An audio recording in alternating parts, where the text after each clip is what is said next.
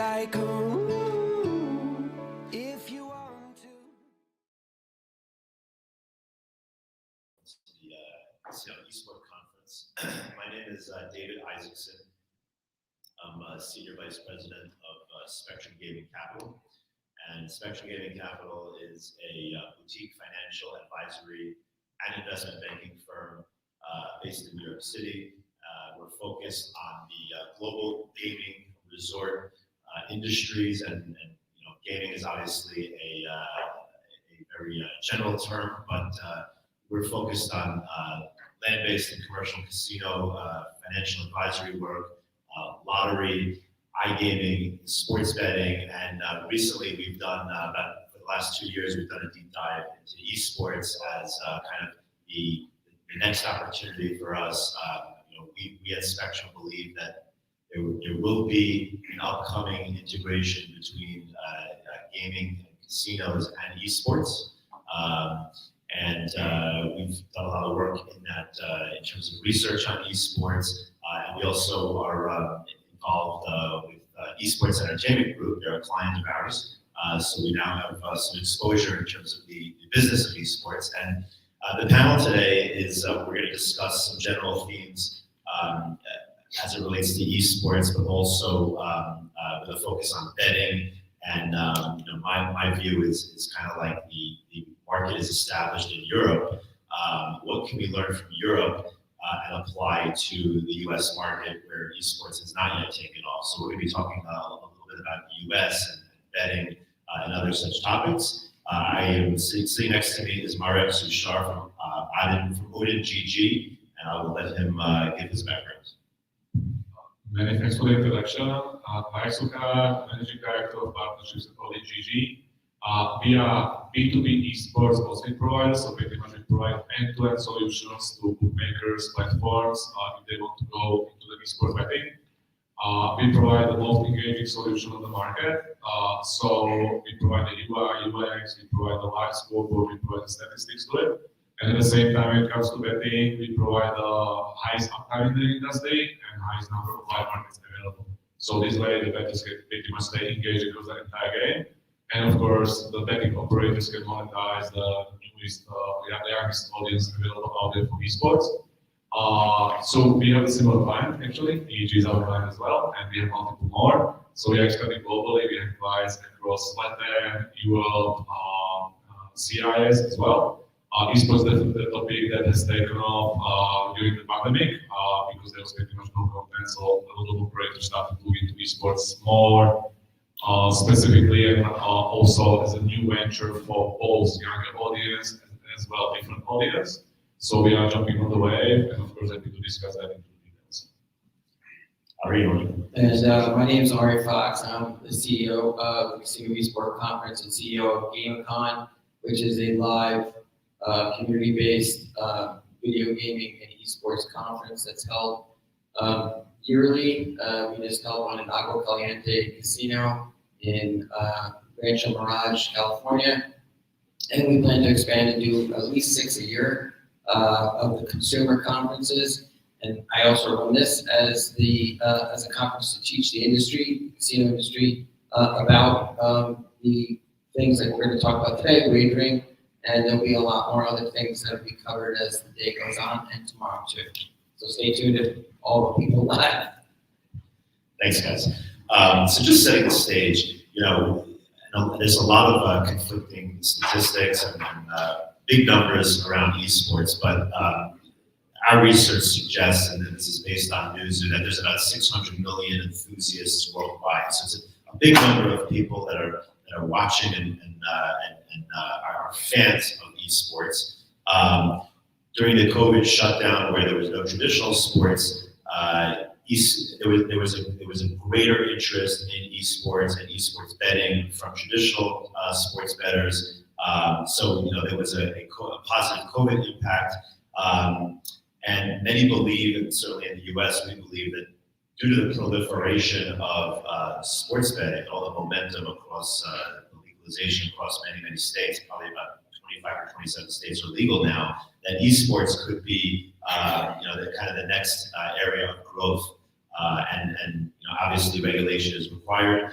According to H2 Gambling Capital, there was $390 million of GGR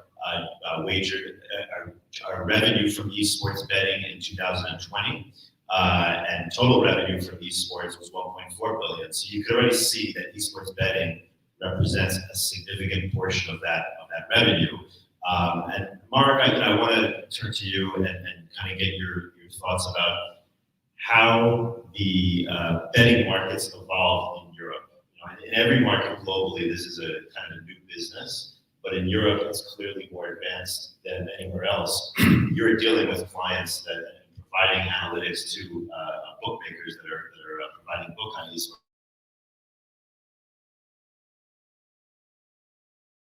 to where people in Europe are seriously betting on these competitions. Yeah, there are a couple of questions actually in the one question, so let's try to unwrap it Take your time. one by one. When it comes to esports as such, we have the titles that are around for more than decade. Counter-Strike, League of Legends, Dota 2, and they have their audience already, pretty much the guys that are playing the game, that they started eventually to watching the game, and sometimes some of them actually started to bet as well. When it comes to Europe as such, and pretty much globally, esports is around for a while, as I said. When it comes to betting, this is pretty much quite related to the grassroots. If you think about it, also Europe is not the same place for all the titles, and the states are different. What I mean by that, if you look at Scandinavia, for example, Counter-Strike is huge there, but it's pretty much all Counter-Strike. If you look at CIS, so Russia, Ukraine, Belarus, it is also mostly CSGO, but it will be probably 50-60% of the volume, 30% will be Dota 2, and pretty much no League of Legends, nobody playing there. Then if you look at UK, it will be CSGO. If you look at Spain, it will be a lot of League of Legends and CSGO. And these markets, and I'll probably go outside Europe as well. If you look, for example, at Colombia and Peru, that will be mostly Dota 2, no League of Legends, some Counter-Strike. So it is also, when we are speaking about esports, we should be speaking about a lot of sports, not just one. So what I like to use as a parallel is you are not speaking about ball sports, you are speaking about soccer, volleyball, tennis separately. Even though they are ball sports, all of them, they are completely different. And this is the same for esports. So there's definitely the audience. And also what is necessary to understand about esports is there are different countries where it is differently mainstream. So if you go to Russia, there are already commercials, mainstream commercials, where the Dota 2 stars are listed as the heroes using it as shoulder, right? Then you go to Scandinavia, and everybody knows Astralis, and everybody knows Counter-Strike because it's mainstream. Similarly, if you go to Asia, you have the pubs where esports is already sort of streamed instead of watching soccer. So it depends on also because you can't just force bettors to bet on esports. Ideally, you have the grassroots, you have the players, you have the viewers, and actually they bet. With that being said, and using the parallels to US, in US you have LCS as a US League of Legends League. LCS is the League Championship Series for LOL, right? For League of Legends. For League of Legends. It's a major esports tournament globally. Exactly. You have the Overwatch leagues, you have Call of Duty leagues, so it is already mainstream. There are people that are playing, there are people that are watching, and actually, of course, they will be betting as well. With that being said, and going just quickly into the betting part, of course, in UL betting is pretty much, esports betting is pretty much allowed everywhere where the sport betting is allowed, and these are not very exceptions. While in the US, because of the small understanding of regulators of what esports actually is about, specifications there, I guess we will touch that. Then even where the states where sports is allowed, esports is not necessarily allowed. So we have a couple of topics there. As I mentioned, it's all about mostly about grassroots, about different states preferring different esports titles, and betting eventually come out. Interesting. Ari, I'd like to hear from your perspective. You're obviously in the U.S. Kind of what you're seeing currently as it relates to this. You have this surge around sports betting. So what are you seeing in terms of interest on the operator side, and as a fan of esports in terms of the betting markets and what could be here in the U.S.? Well, it's interesting because I agree with Murat. Everything he said so far is dead on. The thing is that we're only betting really on 3 esports titles, and that's Dota 2, League of Legends, and CSGO. The question is then, you know, esports is, if you want to take esports and you want to take video gaming as a culture, that's where I'm going to talk from. It's not just those three titles, because esports in general and video games in general are multiple titles with multiple games. So in the United States, there's definitely going to be people betting on CS:GO. There is fan base in CS:GO. But what Murak was saying, it was interesting when he said, he talked about League of Legends, talked about CS:GO, talked about all those titles. Some areas will have bigger fans for League of Legends. Some areas will have bigger fans for CS:GO, like you said, Russia and stuff like that, Europe. The United States is sort of behind that. If you go back to South Korea, you have Starfighter. No, Street Fighter. not Street Fighter. StarCraft. StarCraft, yeah. StarCraft South was Korea huge. is- That's the whole game. It's been around a long time. But the point is that's South Korea, the way, they created a whole professional league around StarCraft. Many, going back years. And the esports craze and all that really did come out of South Korea.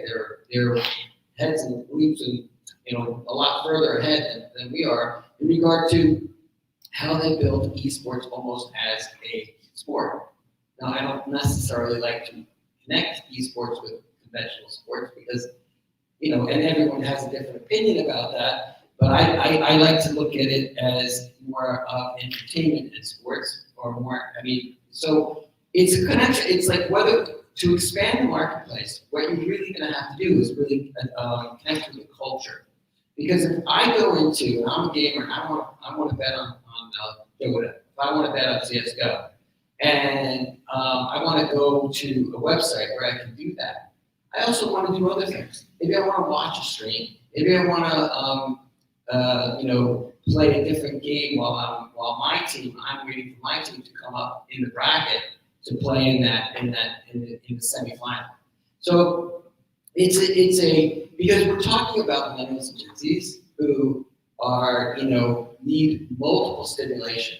And the game itself is definitely multiple stimulation. But then beyond that, they want even more than that. So it's got to be a whole experience in video gaming and esports.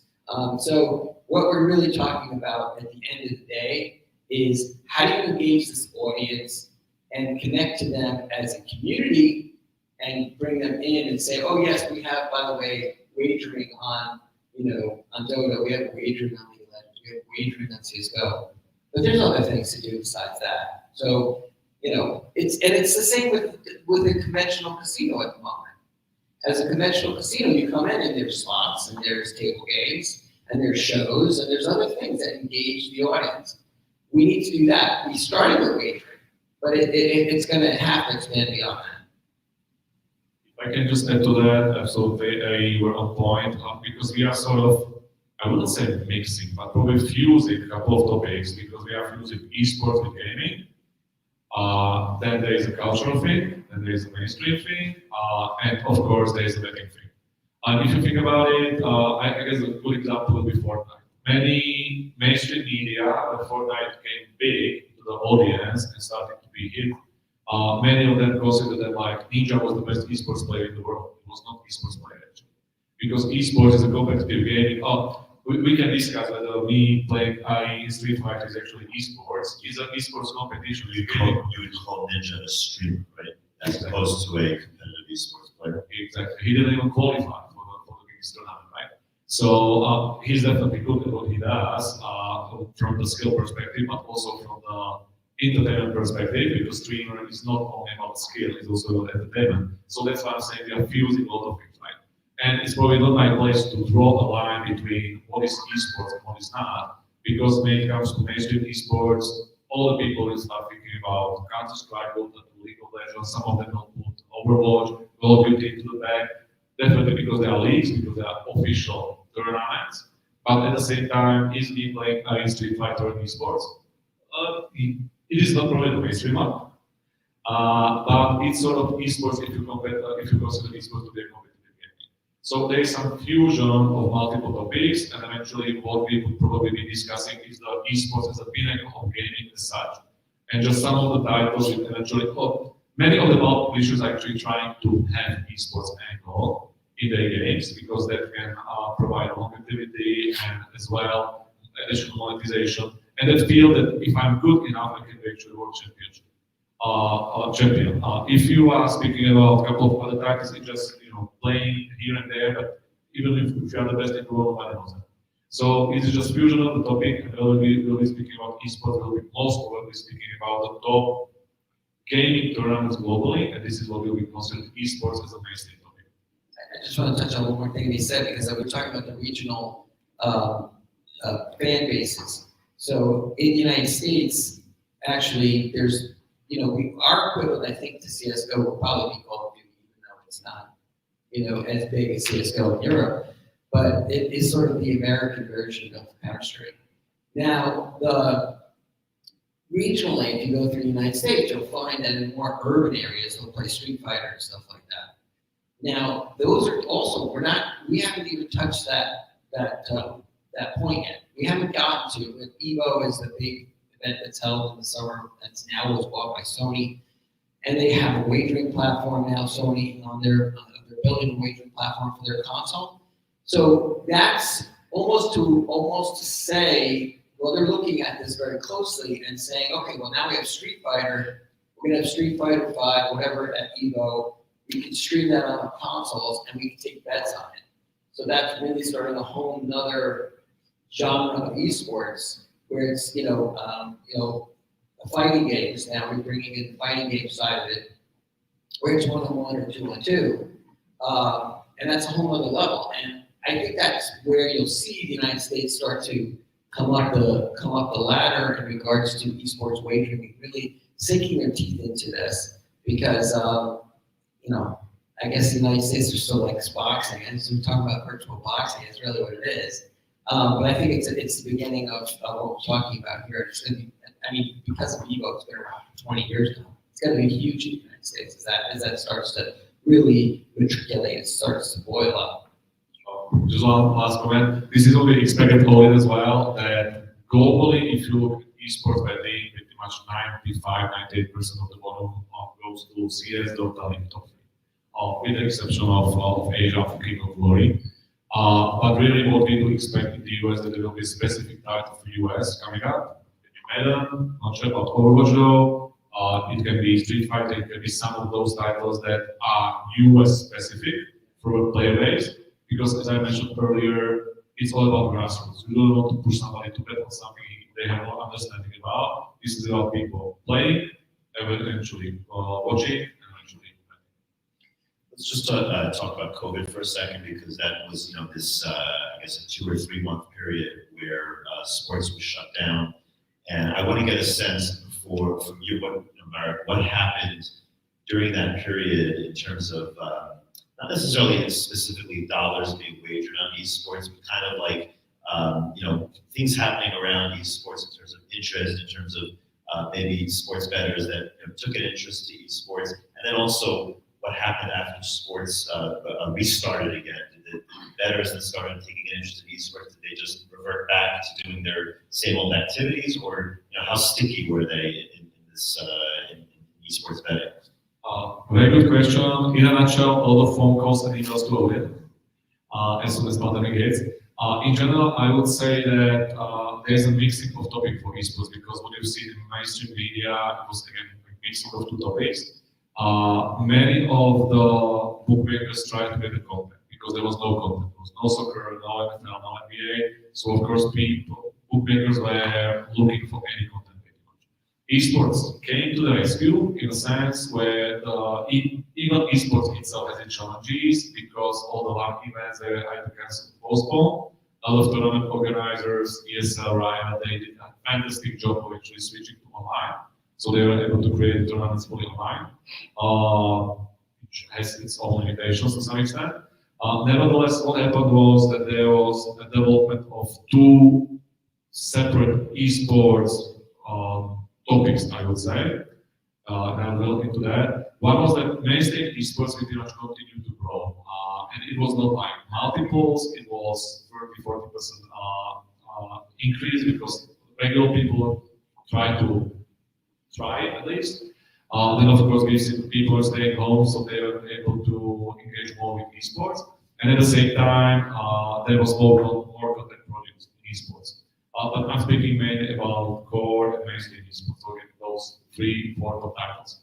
Nevertheless, there was a huge boost in terms of esports simulators, so FIFA, NBA 2K, because many of the regular bettors that they were not familiar with esports before, they had nothing to bet on. And suddenly they were looking at the sites and they were found in FIFA, they were found in NBA 2K. And actually for them it was the closest thing to understand. Because it looks like sports. Exactly. So you know what is the logic of FIFA. It's pretty much soccer, it's just not played by 22 people, it's played by 2 people. But at the same time you understand the roles of them, you understand the concept as such. So the people found it interested. They were betting on it. It was also like short duration games, so many of them they can do from 4 to 10 minutes. So it was more active than actual soccer that they explored, similar to NBA 2K. So there's a huge spike in terms of volume for these particular simulators. With many of the partners we spoke to, platforms, bookmakers, for many of them there was a significant drop after the regular sports game ban. But it still remained a significant part of their portfolio because on the contrary to the previous concept where this was something to bet on and there was nothing, it remained a fast-paced game where you can still bet on, you can bet on regularly, and then nothing is being played, this was pretty much game filler, you can still bet. So with Payment, even though it's much smaller volume, but it remained to be still, I would say, significant, but relevant to the books to continue in offering those kind of products.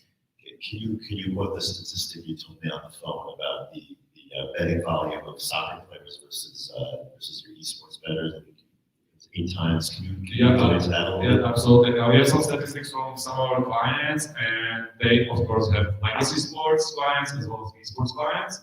And pretty much what we've seen that average bet on esports can be as much as 7-8 times higher than the average bet on soccer.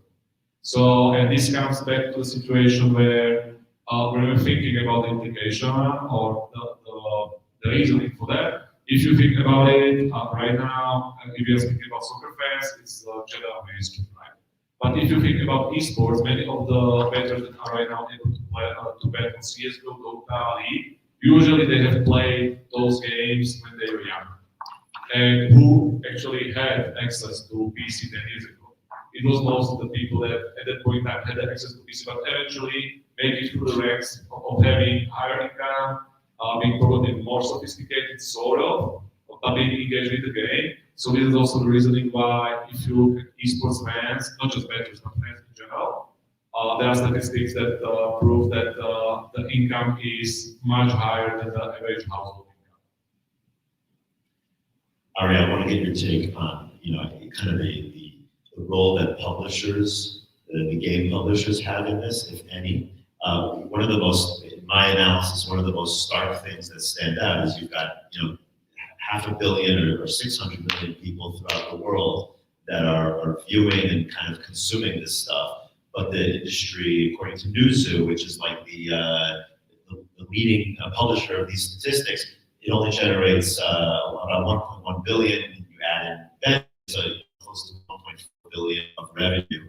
Per capita basis is so tiny. The game publishers come at this business where they make a lot of money because they're selling games, right? They're not in the business of promoting or esports. Maybe if they were, there'd be a lot more revenue in this business. But I'm curious as to whether they have an interest, should have an interest in propping up esports. Is there anything in it for them? What role have they played, and what role could they play in propping up this business in terms of monetization? I'm going to touch on 2 things because, and I'll get to that you talked about, because the publishers during COVID and when it was at least Blizzard Activision, they basically laid off their entire esports staff. So they weren't doing a lot of events anymore. Obviously, they couldn't because of COVID, and that did hurt them. So they were affected in that way. As far as the question of, and it was also cheating, by the way. Call of Duty had a problem in July of 2020. There was a coach looking at maps that only the viewers at home should be looking at, and that also became an issue. So there were challenges and issues in regards to COVID, and esports did not go unscathed. It did thrive, and there was nothing else going on, but it had its moments. As far as what you were saying is, as far as publishers and them making money, yes, they're making tons of money because there's so many gamers. You know, you have 2.7 billion gamers consuming content, watching it, streaming it, playing it.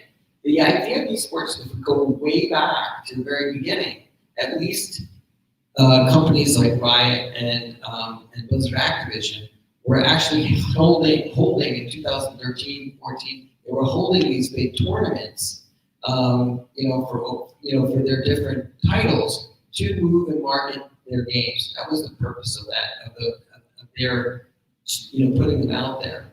And having said that, and moving in that direction, yes, esports is going to help them. It's going to make them, more popular. Their games are going to be played more. But there are challenges to that too. And the challenges are that there's other games. So you have big publishing companies like Blizzard, Activision, like Riot, and all these other big big companies, Epic. And then you have a company like Psyonix who comes up with Rocket League. Now, Rocket League is probably one of the most popular played college games right at the moment. So, on the college ranks, anyway. But having said that, you look at the way that the landscape is going, and the bigger boys in the room, meaning the bigger publishers, they're going to lose traction, and eventually. So they're going to have to find other revenue streams. And with Sony going in and saying we're going to start a wagering platform on this console, and they publish games as well. It's not too far of a field to believe that these publishers are going to realize that there can be more money. Now, you said it's a small increment of money, the 1 billion, etc.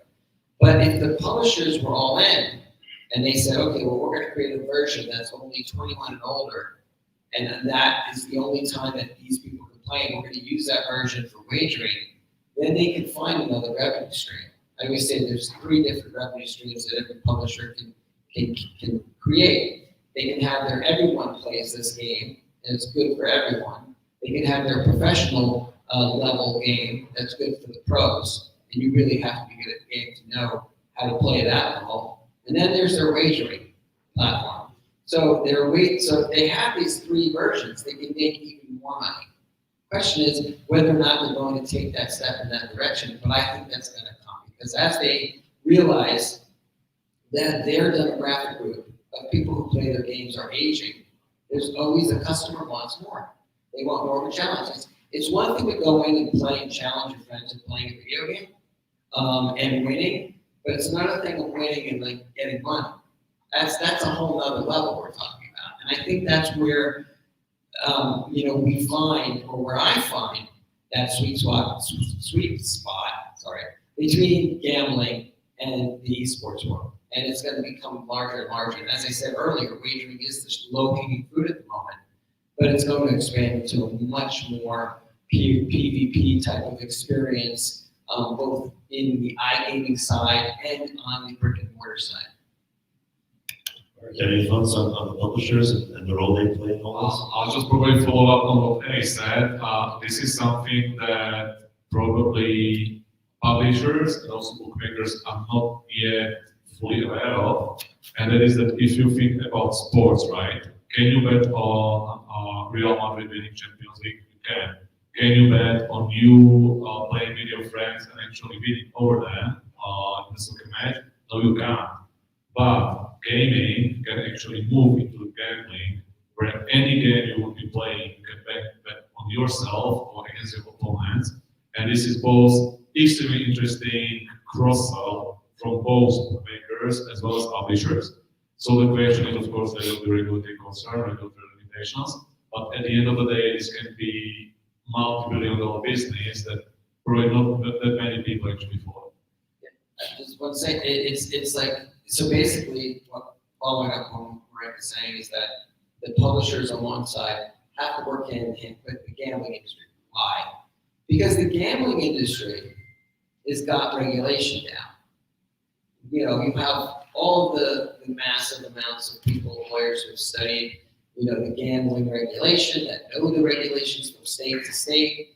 And if the publishers want to get involved with P2P, person versus person playing, and make that, mainstream, because it does exist. You can go now online and play someone else for money, or a cryptocurrency, or an NFT, or whatever it is, or skins. So that does exist, but the idea of making it like safer for the consumer and just coming out and saying, because I was at an event, for the Consumer Protection Agency, they had a summit in Washington, D.C. I was there in 2018, and it was about loot boxes. And there was that whole issue regarding loot boxes, is that gambling. And, Can you explain what loot boxes are for those of us that don't know? so loot boxes today are different than they were in 2018. So loot boxes are just prizes that you win when you reach a certain level. And the players up until a year or two ago didn't know what was in those loot boxes. So they get 3 different loot boxes, and they can choose a loot box. And within that loot box, they would get skins and weapons and things that would help them to the next level. But now it was determined by the Consumer Protection Agency in Washington, D.C. that the game publishers have to identify what is in each loot box. So it's no longer gambling anymore. You just choose which one you want. And the idea behind choosing a loot box with not knowing what's in it was sort of like chance. It's a game of chance. So that was a big issue. And to be honest with you, what happens is politics gets involved, and the government gets involved a lot in the publisher's business. It happened in the early 2000s, late 1990s, when Mortal Kombat came out, and they were saying, okay, this is too gory. We have to put a label on it. It's not good for kids, because it's people's heads are being ripped off. That was my favorite game growing up. Right. Yeah, so exactly. But your parents probably weren't too happy that you were playing it. But the point is that it was regulated. The government stepped in and said, you know what, children shouldn't watch this. This is dangerous. They'll go out somewhere and rip somebody else's head off the line. And there was also this backlash on the gaming or video gaming industry after video gaming, because we are in a casino, and people think that gaming is gambling. For the viewers out there, but we're talking gaming, video gaming. That video gaming was getting a bad rap. All of the mass shootings, all of these issues that were going on, were directly followed up by, he was a gamer. He played Call of Duty. He was known to people's lives. And the video gaming publishing world does not want that type of press. They don't want that as their public relations. So now here's gambling coming along, where they know that there's an opportunity for them to make some money. But the question is, do they risk that public relation nightmare? I can say that after PASPA, we are seeing a lot of different traction from the publishers that are more inclined to work with the betting industry, because whether they want it, whether they don't want it, basically betting is happening. As soon as there is grassroots, as soon as there is demand, there is pretty much somebody that will create demand. So it's not in their control whether this will be happening or not. It's in their control to what extent they can help the ecosystem to actually avoid match fixing and integrity concerns, because if they work with the betting industry, they can definitely protect much more their own tournaments. And this is what we've seen also, because ODIN is a member of ESIC, is Political Integrity Coalition. It's many times from the publisher side, from the tournament organizer side, it's hard to identify actually the match fixing issues. Because yes, you can see some of the strange patterns. We are looking at it the same way. We have some algorithms in place. But at the same time, the key part that you are missing as a publisher is actually the betting law. And if you see a certain betting behavior, that you see effects that are very strange, they are coming to a strange market, that are coming to strange moments, and there are big sums, then of course you are in much better position to actually identify, okay, something weird is going on. And then you can work with the tournament organizers, with EC, with publishers to actually address that. But this standalone from the publisher side will be extremely hard to do. For you, the next topic is going to be the U.S. market and talk a little bit about casinos since we are in Las Vegas. But I do want to add to the audience if we have any questions for our panel this time. Go ahead. Yeah, hi, Larry Jager, Sponsor Burst. Great panel so far, guys. Real quick question for you, actually 2 questions, if you don't mind. You mentioned the 3 titles that currently dominate esports betting right now. If you were to forecast what titles, especially as it expands in the US, that are prone to gambling, is there some of the titles that you would mention that you would foresee that would be become more of the breakthrough gambling esports titles? And then secondly, can you comment on the breakdown between betting on a match versus in-match play? For instance, betting on the Raiders to win a football game versus who's going to score the first touchdown? If I can start, I'll start with the second one, if I may. Yep. What we see is esports is extremely engaging for bettors. So 80 to 90% of the volume actually happens in one. That's also what our focus is, because to calculate that pay match has its own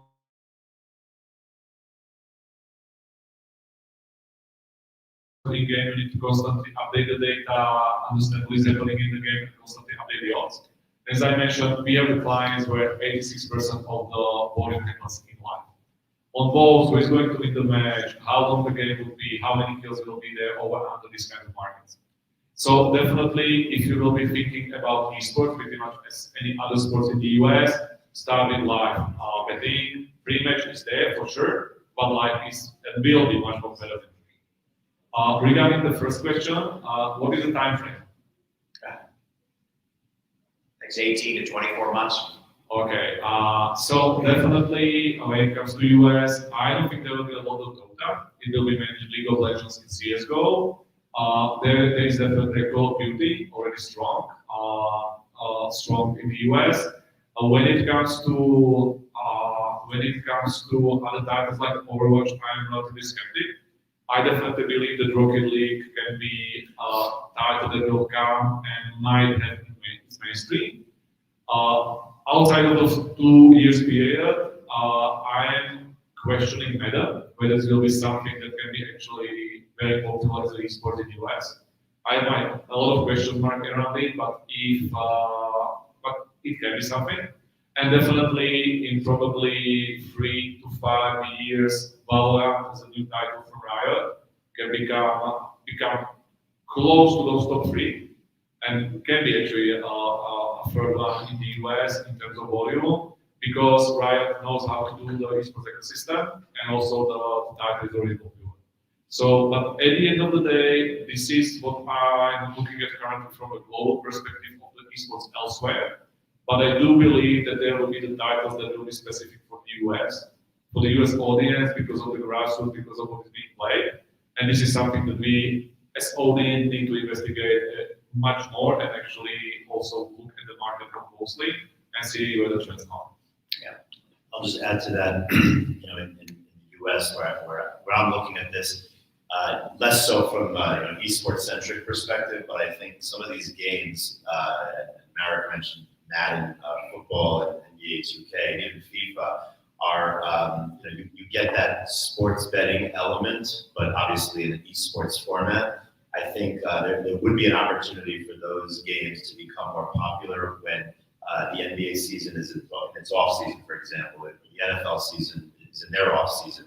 I think these games they were, from the sports league's perspectives, there were opportunities to touch their fans year round during the off season, and it's much the same for the sports bettor / esports bettor that typically likes to bet on football. They may take an interest in betting on these games. All that being said, the U.S. On the regulatory front, which we'll be talking about later in the panel, there needs to be we're light years behind in terms of regulation of this.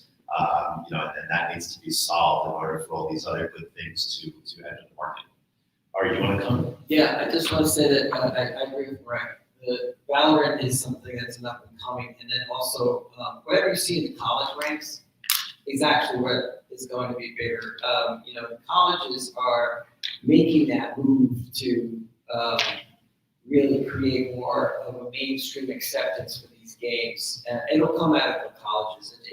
Basically all the bigger things that have happened that are become mainstream. I hate to bring up Facebook, but that started in a college too. Rocket League is definitely something I think that people will find and become more mainstream in the United States, particularly. But when you have to give a game like Valorant more time, and in the colleges that'll also be bigger. It's also in high schools too. High schools also. So whatever's being played at those levels is going to rise to the pro levels, which you'll be able to bet on. And as far as I don't know if this is the case yet, correct? But because you can bet on NCAA sanctioned basketball games and professionals, are they getting to a point where you can bet on college esports? This has not been topic yet. I guess because if just step back, if you think about mainstream esports, usually what you see in the media is there was a match fix, underage betting, underage players, all this kind of stuff. So I understand that the US regulators are more reluctant to actually not approve esports as such as a sport, and of course that the college esports will be additional topic in the week. So I don't think that we will be seeing specifically in the US that yet. But at the same time, there are already regulations in Spain, in Sweden, where the majority of the players in the team can't be underage. Otherwise, you can't provide odds for those games. So again, something we are solving for the clients as well. Nevertheless, as I already touched those main sort of hurdles around esports, we researched top 100 esports teams, and actually one was underage. So if you see in the media that esports is about underage and all this kind of stuff, it is not when it comes to players. Right. Also, underage betting, right? This is similar as if FanDuel or DraftKings will allow underage to bet on any other sports. NFL, NBA, okay, this is with them. This is not with esports as such. So this has nothing to do with esports. This is more with the operators to protect the players properly in line with the license. So this is again not an issue. When it comes to match fixing, as I mentioned, ESIG is addressing a lot of issues. We are helping with that. The size of this issue is similar to standard sports, what we see there. So it's again not something specific for esports. Is it happening? It is happening. It is happening much more than the regular sports. No, it is not. We have, if there's one more question, because we have like about a minute left. Okay, sure. Any other questions from the audience? Go ahead. Introduce yourself. I'm Scott Barr. Good to meet you guys. Which company are you with? I'm with Hub International. We do corporate risk management and insurance for the esports and gaming industry. My question is kind of twofold. Do you think that the integration of casinos and like traditional like casino gaming and esports and video gaming, the bigger issue is the traction with those casinos and esports, or the actual regulatory piece? That's like the first question. And then depending on that response, or what you think, if they are, maybe if it's the traction piece, do you think that the games that are more relatable to the traditional sports world initially to kind of break into that integration would create more traction because the rules of the game are more widely understood than maybe League of Legends, where there's a lot more complexity, or Fortnite, where someone who, when in reality we know a lot of sports bettors are not necessarily millennials at the moment. And do you think there would be more traction by going about it in kind of a different way, even though most gamers really do play these more complex, more difficult to understand games? I'll take your first question about casinos. I think, like I said, regulation definitely stands in the way. But where there's going to be a market, the casinos and an opportunity for casinos to make money, I think they will put their lobbying efforts around getting regulation across. And I just don't think we've seen, there's going to be a little bit of trial and error in terms of how to make money for esports if casinos do want to get involved with esports.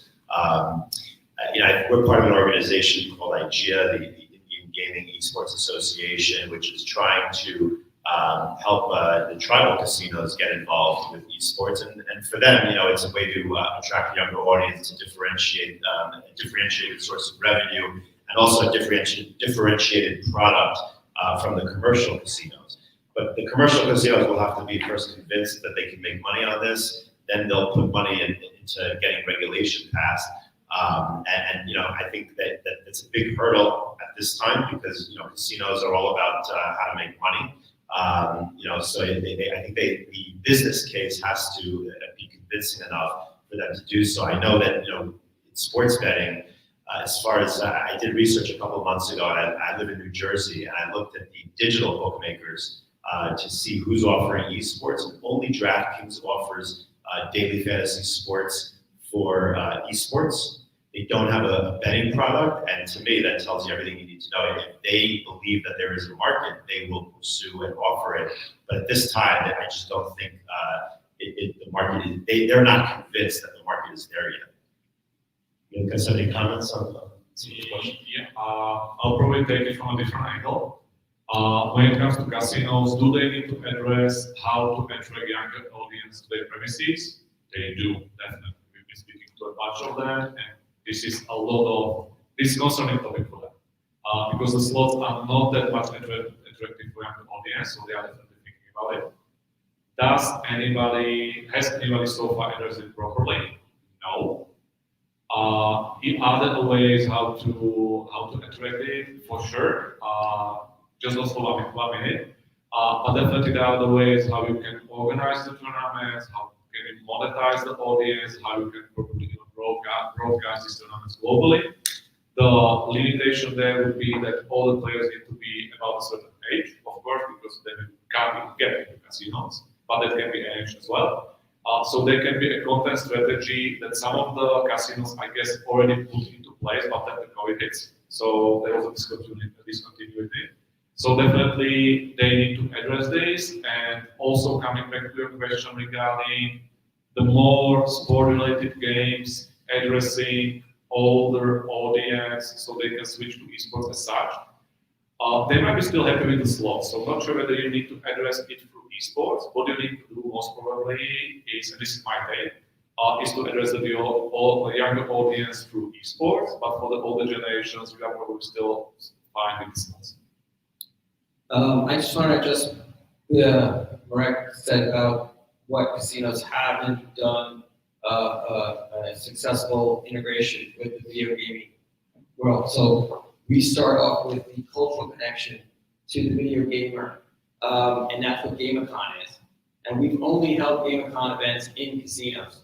There's a reason for that, because what we're trying to do is bring the gamer into the casino. The gamers themselves across the board are not necessarily comfortable in a casino environment. And what we do is we try to create with a weekend event to open that up and say, this is a place that you can come and have a good time at. And we have these sport tournaments in there, but we also have this festival around it that create and connect to the actual gaming or video gamer exoskeleton. So if you talk about esports, there's the exoskeleton of the consumer that is the one that watches esports. They're not the players, but the ones that watch it, that connect to it in a cultural way. And by having a GameCon event, that's exactly what we're catering to, which brings in the larger amount of people who are connected, whether they're competitor gamers, whether they're casual gamers. But if you take the 2.7 billion gamers, according to Newzoo, only 10% of those are competitive gamers worldwide. So what we try to do is cater to the entire ecosystem. And so we have an event in August in Palm Springs in the middle of a pandemic. And these numbers are pretty shocking.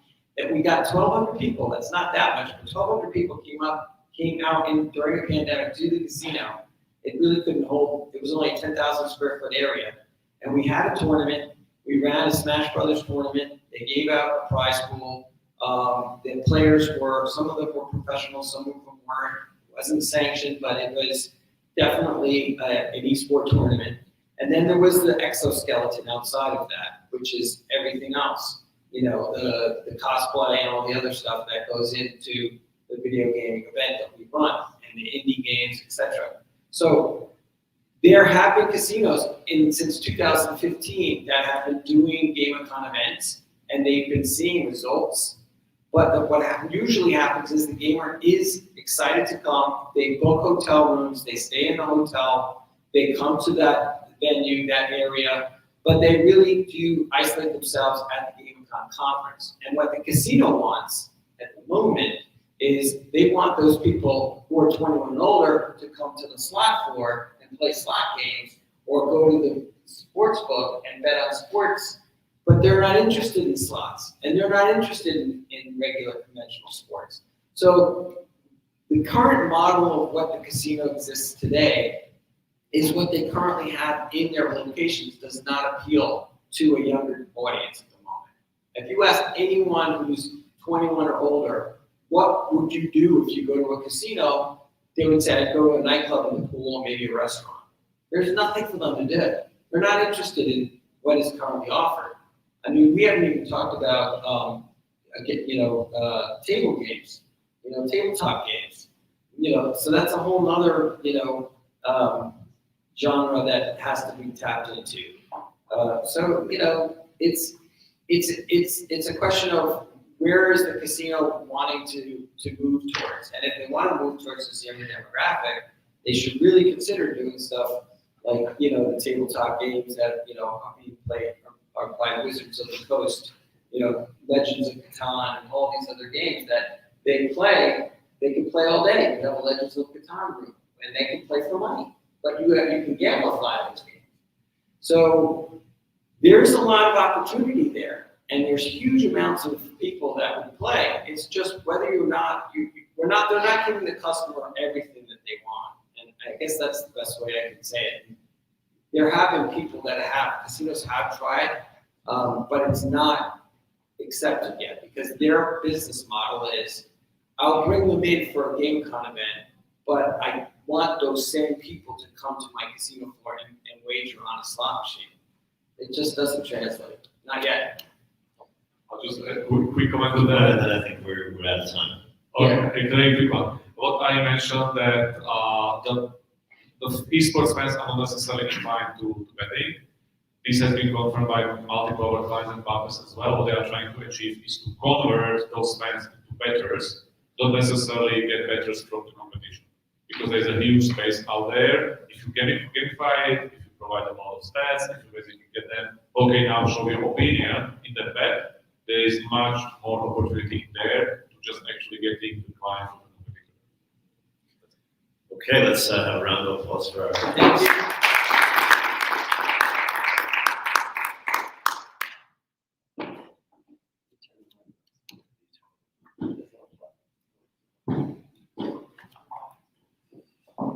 Great job.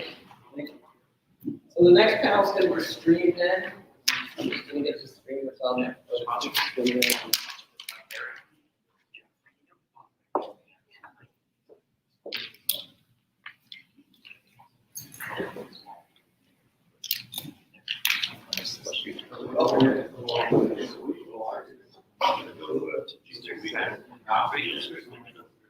Yes.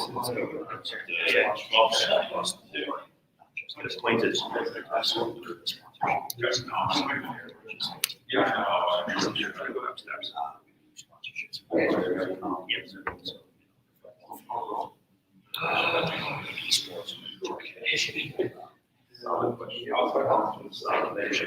Nice job. Thank you very much. Or David, sorry. David, please. I'm guessing you're one of the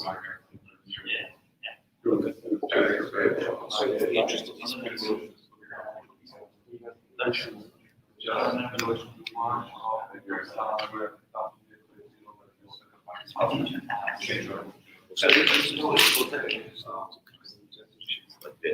your capital. How much you looking to raise? We,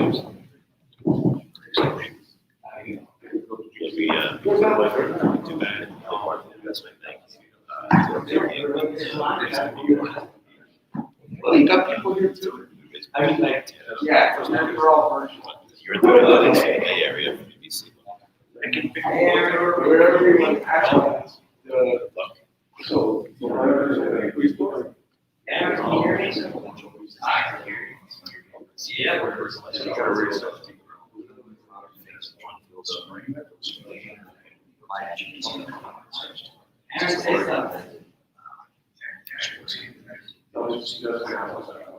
yeah, pushing that goes somewhere and says, what, you want to be virtual? No.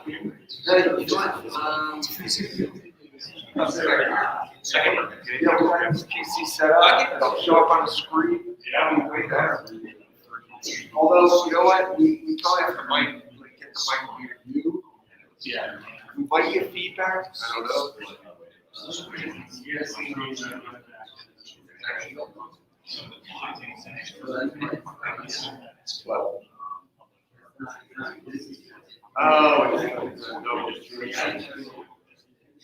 I wonder if he could go on that one.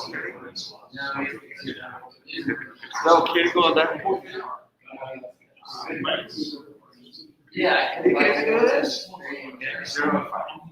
Yeah, there it is. I'll give you the code. That will work better than everybody can. So I can somewhere down. Yeah.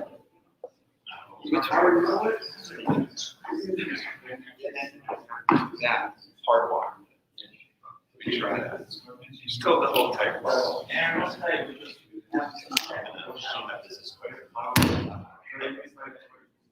Oh, yeah. No.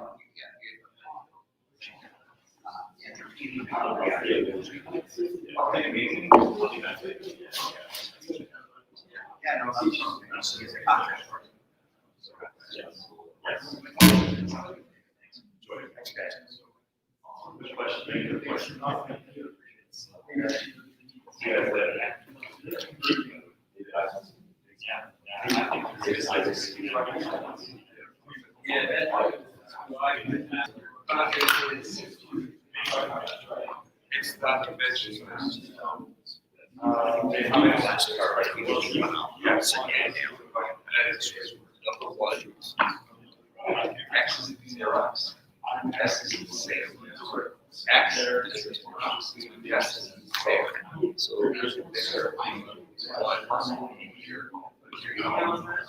Yeah, us two will come in. Us two will have to switch points.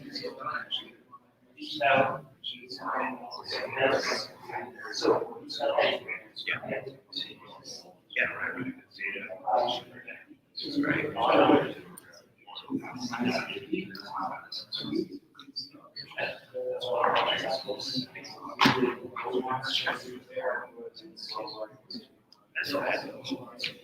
That's pretty brilliant. Yeah. You'll bring some idea.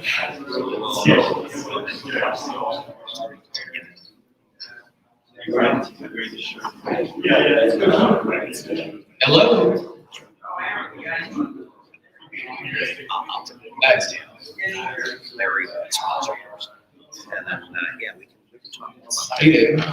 I gotta run and get out.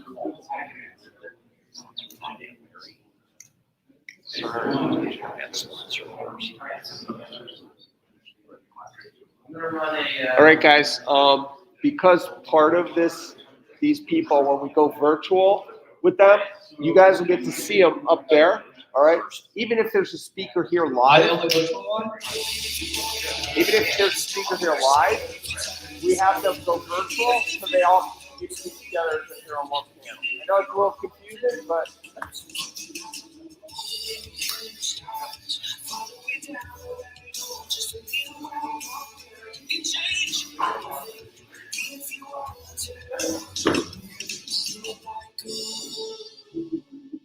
If you want to, sing it like a rule.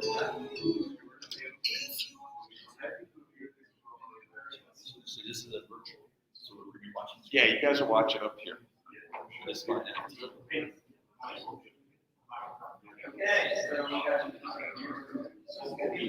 We went through feedback.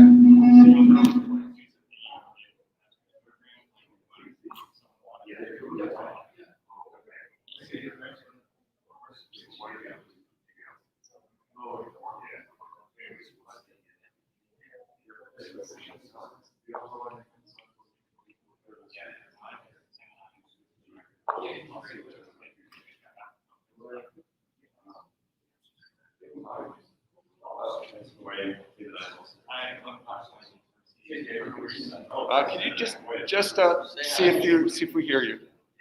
See if we hear you. Just say something.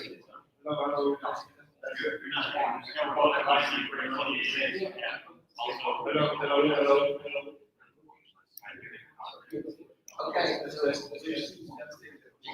You're good.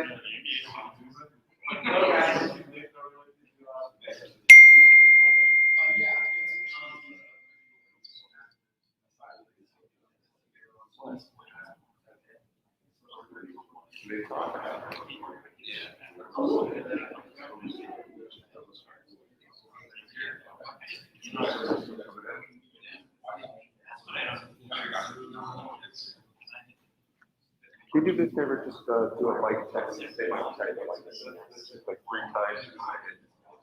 Sorry? Just give us, just talk. Yes. This.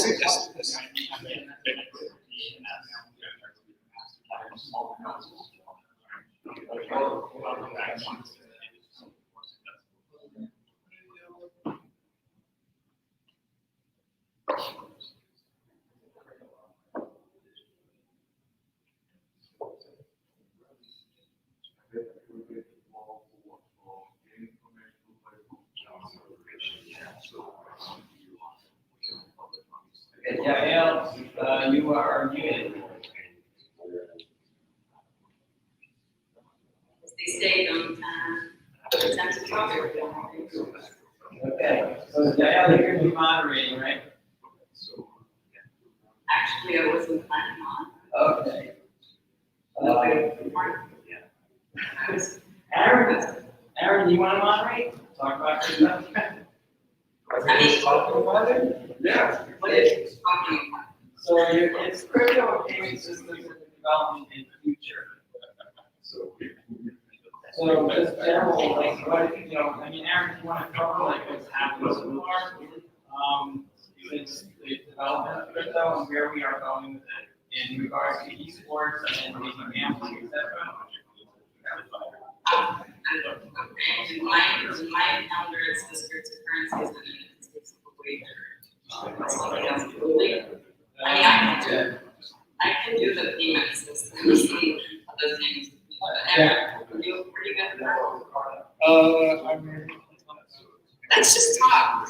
Let's just talk and you can get us. Let's make sure we got this, the topic.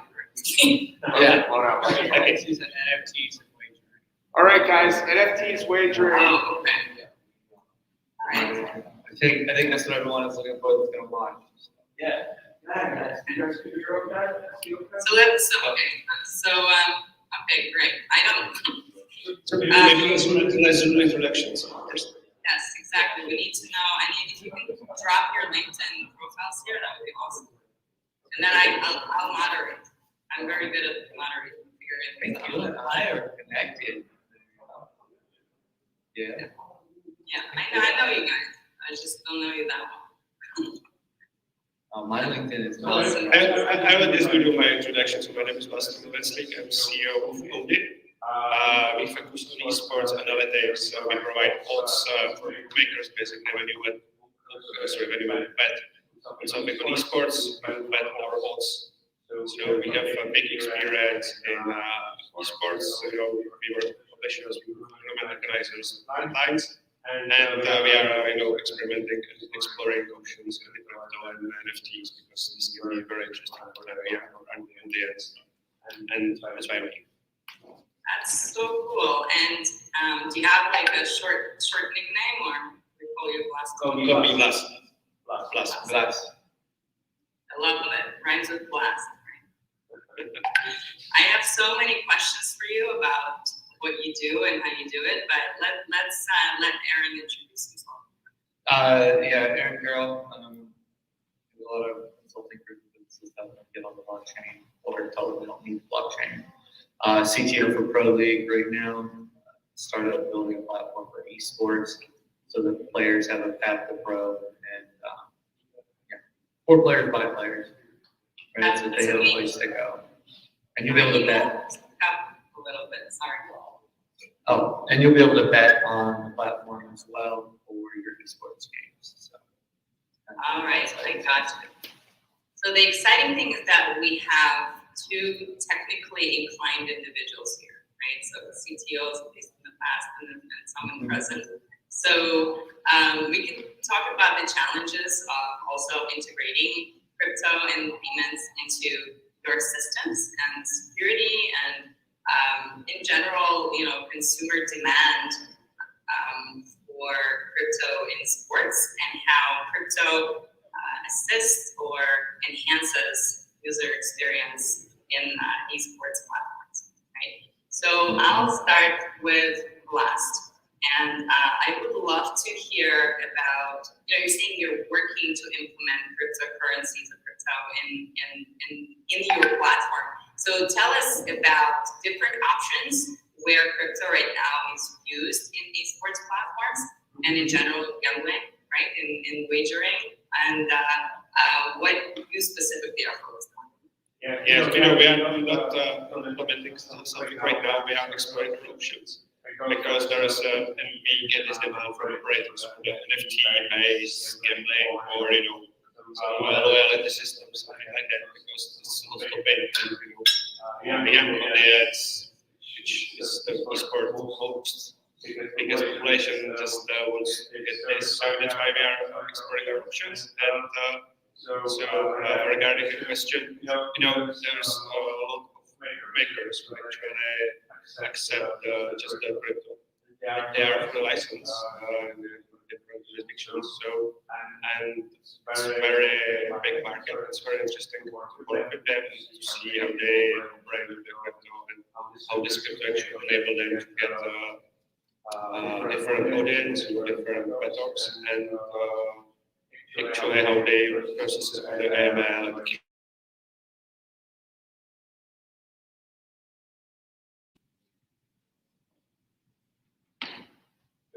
Sorry, I didn't hear you. No, good. Muted. In terms of the crypto uses within the platform, are we talking about payments or NFT uses as well? Right now, if you talk about crypto usage, it's mostly payments, basically settlements like get money in, get money out.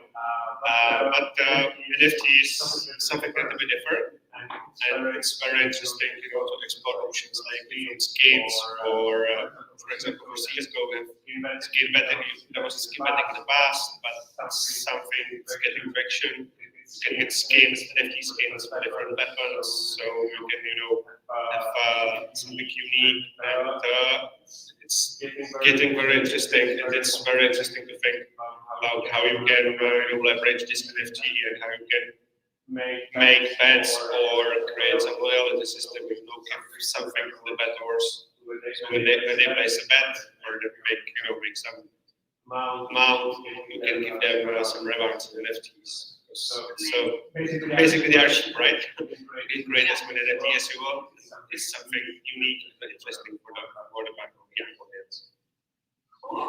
So Aaron, I think by nature of Pro League, which I understand is some sort of a community of professional career esports, esports athletes, or I think it's becoming a sport. I don't know if it's ever going to become an Olympic sport, but that's another interesting topic.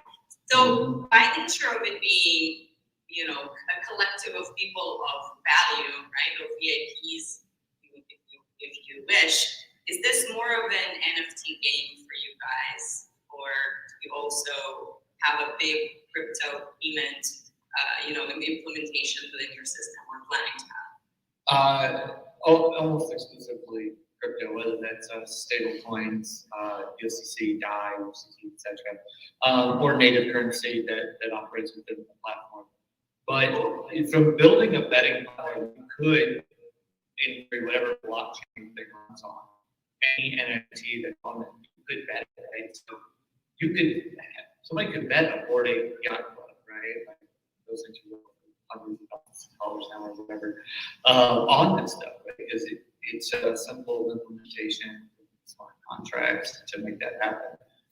And you can even make the bets happen between two individuals, or two groups of individuals, you have two large pools.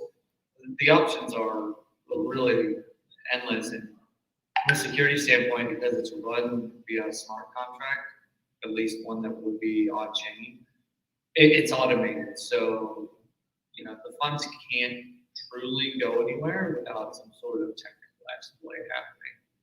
So, of course, opinion from a security standpoint, I think it's slightly more secure than the current betting system.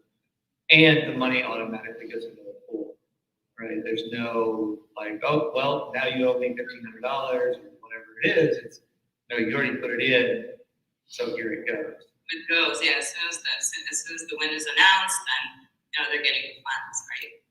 And it's moving at the speed of blockchain. I love that. I guess that speed might be slower or faster depending on the blockchain we use. Are you guys using a proprietary, private blockchain or one?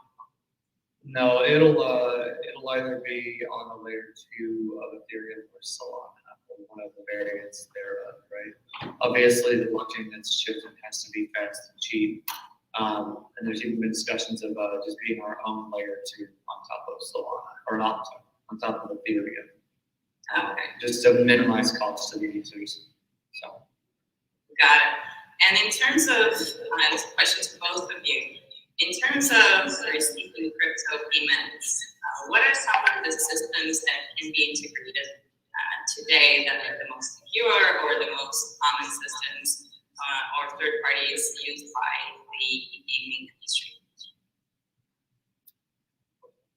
Do you mean like to receive fiat? Yeah, to receive.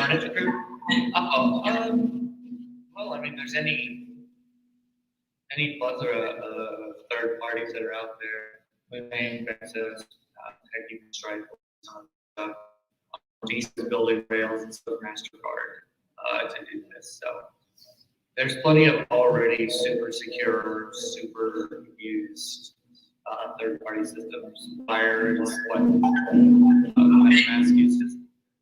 Okay, that's really interesting because I've heard of Wire, it's coming from the crypto space, but it's interesting that you mentioned Visa and MasterCard, Stripe, that serve as, regulated institutions and so on. So, but you're saying that they're getting down with crypto. Yeah, Visa's building rails right now. So we'll probably see that in the next 12 months or so. Same thing with MasterCard. And American Express is kind of lagging behind, but it's just the way that it is. No problem. So we'll be waiting for that. But it's very exciting, that we are going mainstream. Very exciting for me. And the gaming industry was the first, right? It was the first and still a loyal customer, and probably the biggest customer of crypto. But everybody else is understanding that gaming, specifically e-gaming, is also becoming huge beyond the crypto. So I wanted kind of to hear your projections. What are the biggest tech trends that will come out in esports? Beyond, maybe even beyond crypto and NFT, because I think a lot of devs are watching. So what should startups be, looking out for? Aaron, go ahead. Yeah, no, go ahead, Lars. Okay, so, a lot of options where new startups can work, because if you think about esports, this is the tip of the iceberg, because they look at the gaming solution, like much more gamers than just the professional esports players. So if you can attract or someone get the money from the gaming guys, like bet on yourself or some PvP betting one against another crypto, or you can do some NFT or something like that. Like you have a much broader audience you can access, you can target. And it's not necessarily betting, it can be something different, or it can be very simplified, but maybe just some virtual coins you cannot change for the real money or something like that. And it's a very big audience, and then you can flip that to the real money betting. This is something which we have in the US because the esport is pretty new here. If you can attract everything last year, then you can switch it to the sports betting. It's something the DraftKings did with the fantasy bet, fantasy leagues, and they switched to the real money betting. They have the audience and everybody was able to bet. So if you can do this in esports, you can connect it on a quick or make it very easy for them to use it, or to be very interesting. I love those. Aaron, what do you think? I think the one thing you're gonna see is less native currencies on a lot of these platforms, right? I know that one thing that like in the world that I'm in, people want to bet any of the cryptos that they've got, right? They don't want to be relegated to the one native currency that's on the betting platform, right? They want to bet their sheep or their Doge or I don't know, these non-utility coins that are just high hype. Right? They want to be able to bet those things, or even some of the utility coins, right? And I think that's one of the big things you're going to see is that capability to just pick a crypto and bet it, right? And maybe have different pools where they're just betting in that crypto, or it's a valuation converted to currency, for all the cryptos that are in the pool. All right, and that's really, really interesting. So we got to look out for those native currencies, and the bigger the platform gets, of course, the better the value. So I want to get back to the NFTs because it seems to me that the marriage of NFTs and esports is a match made in heaven. Just when we take sports, traditional sports, that's a place where a lot of value is put on the player, on the venue, on the team. There's lots and lots of advertising in the traditional sports, and that's the main business model, right? The traditional sports. In esports, beyond the traditional advertising, there are also additional things that can be valued and created as a business model. The attributes of the game, jerseys, colors. There's just so many things. So I want to kind of explore with both of you where this can go, right? So everybody understands that this is something that players or participants can create, buy, earn, or craft from scratch, right? How is it different to have an NFT that's more or less tradable than what we had before? Because even before in games, you were able to buy things. So how is NFT making it different? Last, start with you. Okay, so it's a unique item, and it's harder across super app reproducible. So it's not that easy to have a different piece of this thing. At least if somebody don't make it on a different blockchain or whatever. But it has some magic in it for the young audience.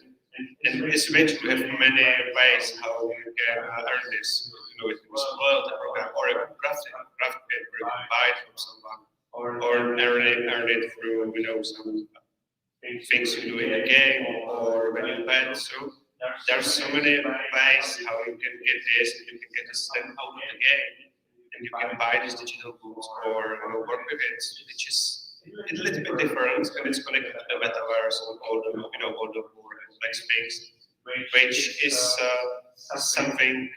But I don't feel that we don't have the good connection between the esports, metaverse, and the other things. This is something which is coming, and it will be very interesting to watch it where this NFT and this connection will go.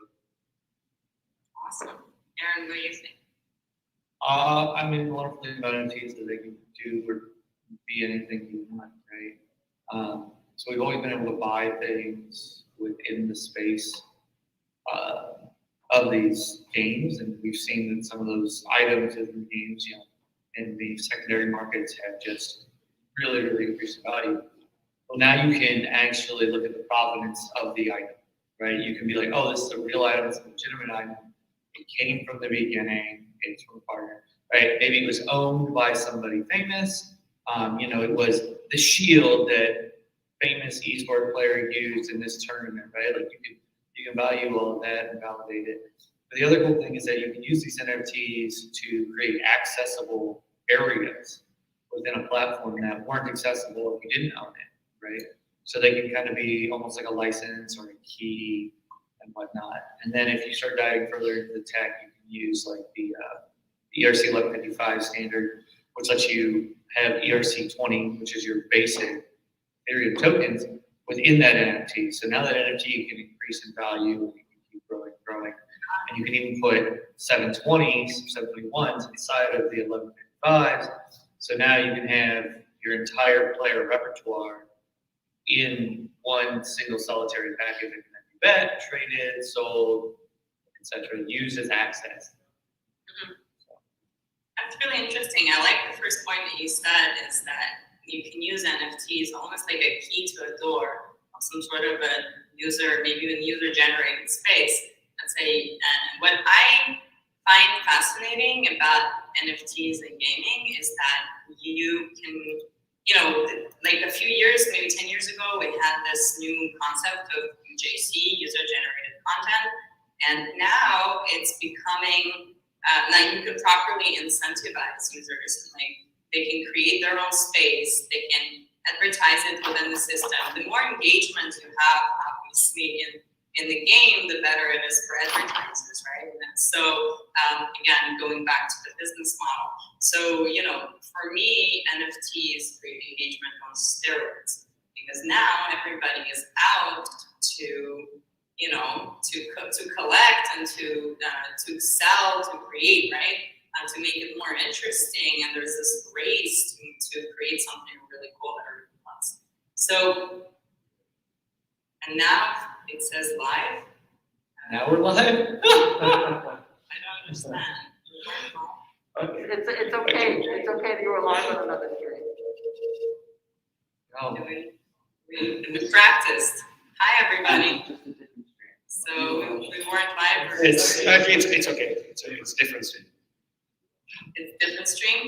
Okay. So up until now, what we said mattered? Yes, it is. Right. Well, in case this is the first time you see all of us, then I'm Yael Tamar, co-CEO, co-founder of Solid Block. We do real estate backed tokens, and we're entering the metaverse space. And I have how do you pronounce your name? Full name? Last two Wednesday. Okay. And Aaron Carroll representing the e-gaming industry. And we've been talking about really interesting things, which you may or may not have heard. Why don't you guys just give a sentence about yourselves again, because also some people join mid-conference. So Blast, give us your So I'm the CEO of GG. We focus on esports, analytics, and matchmaking. So basically, when you bet on something on esports, you bet on odds, underwrite lines, makers, and we experiment with crypto and NFT engagement for esports funders. All right, fantastic. Aaron. Aaron Carroll, I'm the CTO for Pro League GG, a esports platform that strives to create a little bit of transparency in the esports world and provide a path to pro for aspiring pros and pro players on esports with tournaments, streaming, and even a little betting that'll eventually come. Okay, very cool. So I'm going to continue with the previous thought we had about NFTs and kind of recap what the role of NFTs is in the gaming, and then we can explore a few other topics and see how that goes. So we were saying that NFTs have an obvious value in the gaming space, in the esports space, rather, where users are able to create, craft, if you wish, buy, sell, which creates its own economy.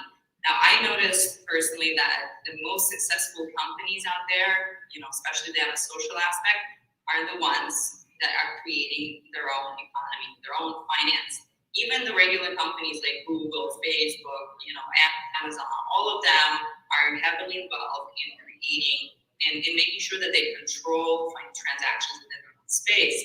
So,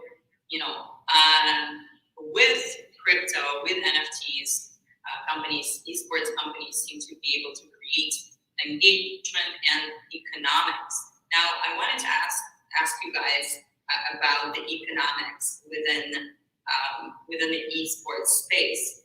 How the presence and the emergence of NFTs altered economic considerations for business models for the gaming esports space, whether you are now able to create new sales funnels. So share this with anybody here, entrepreneurs that are creating their own esports companies. Aaron. So if you're creating an esports company, you can talk about NFTs, cryptocurrency, wagering. How are you gonna accept it? What blockchains are you going to? It's all like super important. That's where your market's at.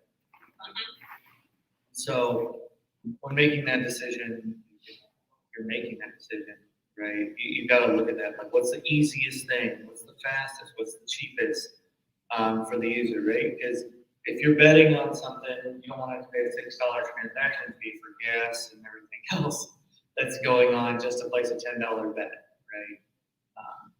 Whatever that happens to be.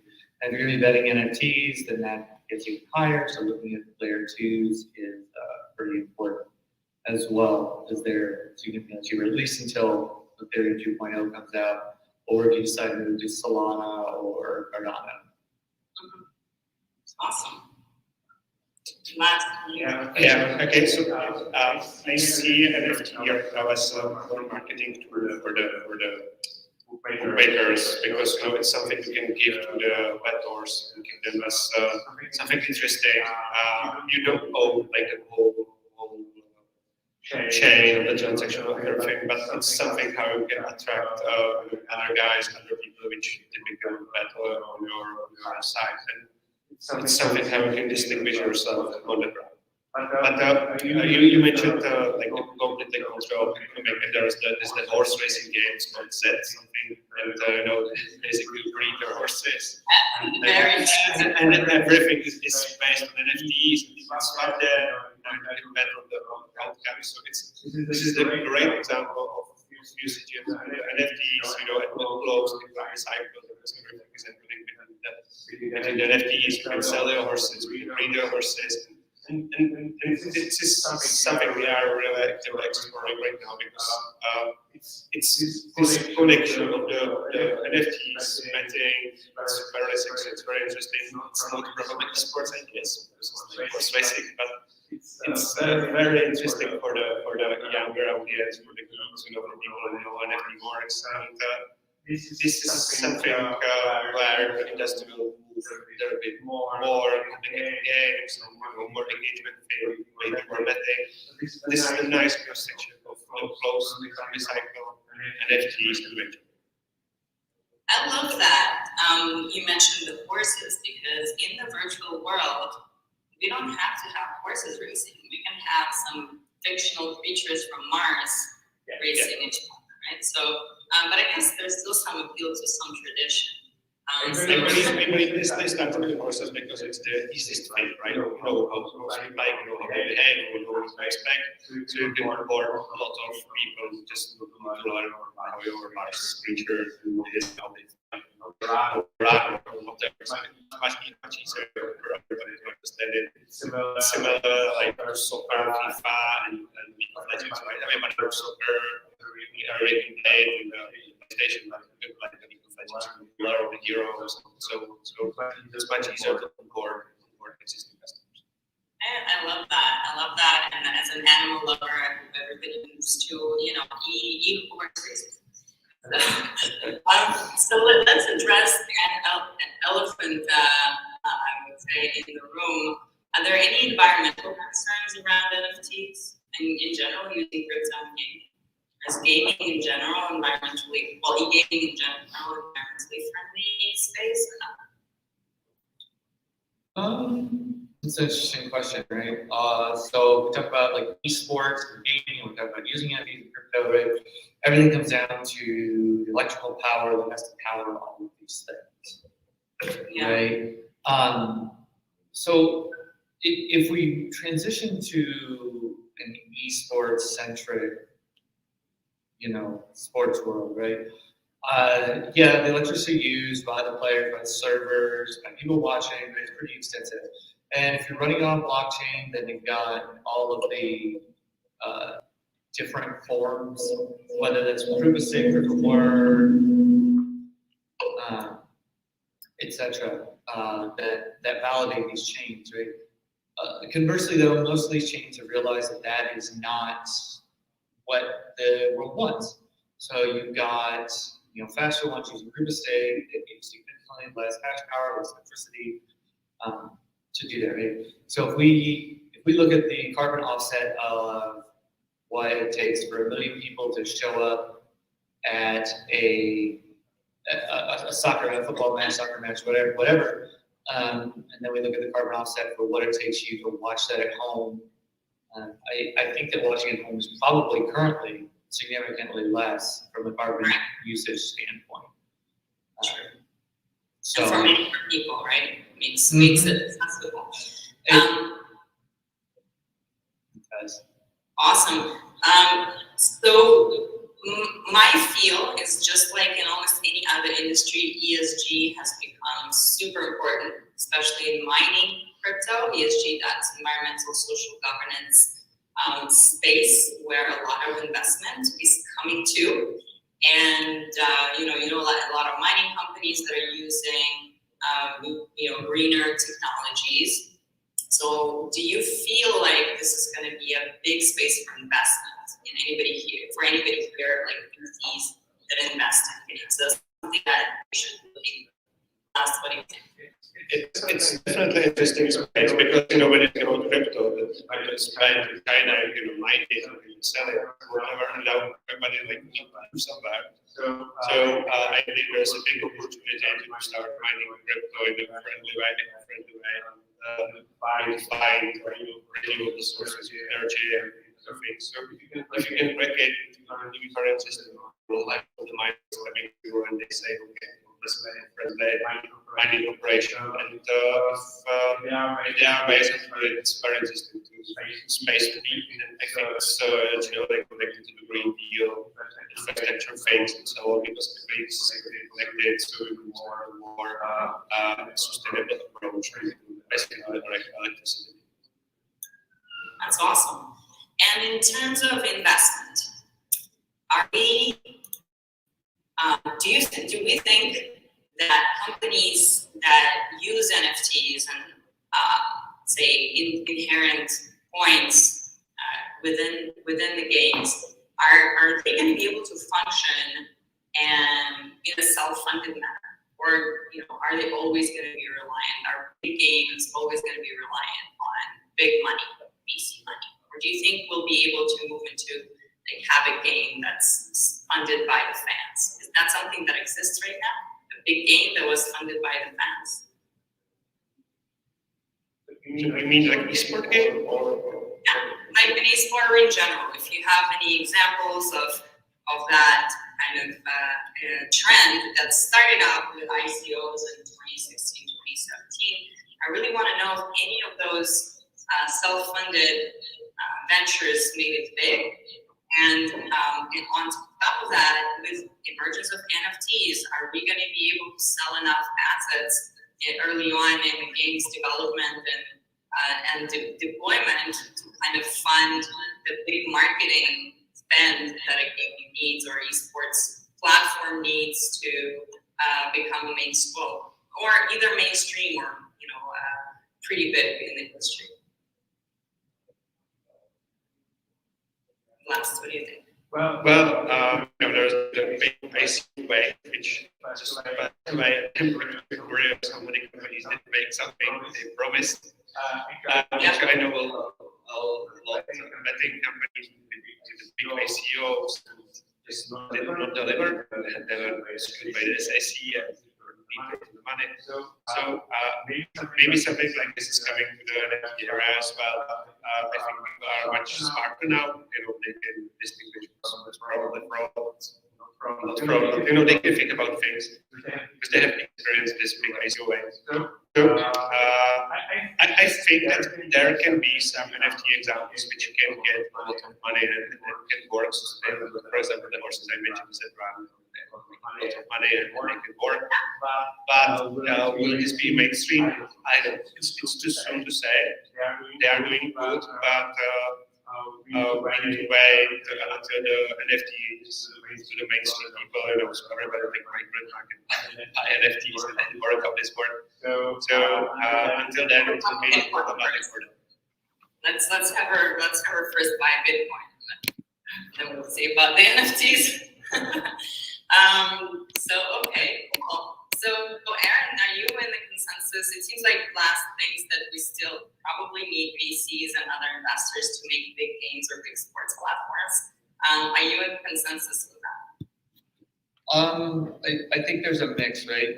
So if we look at the way the markets work with a lot of these NFTs and whatnot, it's a huge portion of this community, right? And you can raise large amounts of capital that way, really large amounts of capital that way. The hardest part is that a lot of these communities and a lot of these developers, and I use the term very loosely here, people that start these things don't understand what actual development looks like, how long it takes, and the reality of it. And so you run a real hazard of your community getting impatient because your average timeline is probably at the bottom end to build anything like this, 6 months, and that's real fast. And the crypto communities are extraordinarily fickle, and they want to know when Lambo, when Moon, Diamond Hands, right? And they're looking for a lot of equity return. So you kind of run a risk there of losing community due to the build time that some of this stuff takes. But you've got projects like Startless, kind of started out as just a simple NFT thing, and it's grown. NFT Legends is another one that's very ground roots right now, and we'll see if they actually become something. And the only other one that I can kind of think of, and I don't know where their funding came from, is Gods Unchained. They did a Genesis Pack release that funded a lot of the development. But I think that ultimately what ends up happening for these ones is they start there and then they end up getting VC funding or larger funding from outside the community. Because, stuff's expensive and it's hard to build and it requires a lot of technical expertise to do it. I think it's possible, but like most startups, I think it's, it's a 1% chance, but I don't think it's impossible by any means, especially.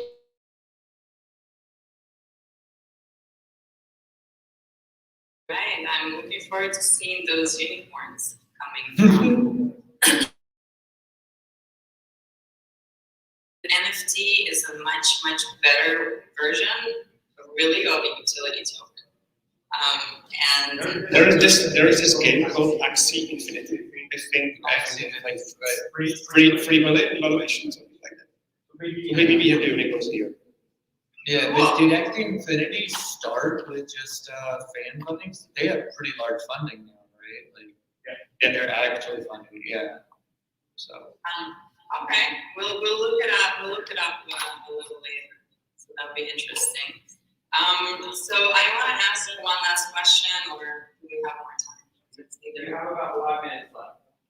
5 minutes, okay, cool. Because I saw a black square come in. Okay. It's like, are they coming to take us? I want to talk about casinos for a minute, because it is a casino esports conference at the end of the day.